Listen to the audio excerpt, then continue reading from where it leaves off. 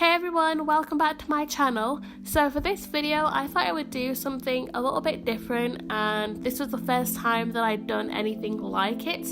I was inspired by a video that I saw on Facebook where a woman was painting on some coins and she was painting some landscapes, so I thought I would give it a go. I believe that lady was using oils, and oil paints aren't something that I'm very comfortable with, so instead I opted for acrylic paint. I do like painting landscapes, and I had a look on Pinterest for some landscape photos, some really nice pretty pictures, and I decided to paint them on some coins that I had in my drawer, some 2p coins and some 1p coins. So I hope you guys like these little paintings, these little miniature paintings.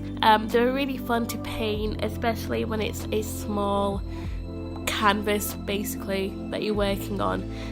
Everything's just so small and there's a lot of attention that's required and a lot of patience, which is something I do think I have a lot of patience. If I would just do something a little bit different, something I've never done before, and film it and post it up on this channel. I hope you guys like the paintings that I've done, and if you do, don't forget to hit the like button and subscribe to my channel for more videos. Let me know what you guys think of these paintings and leave me a comment in the comment section.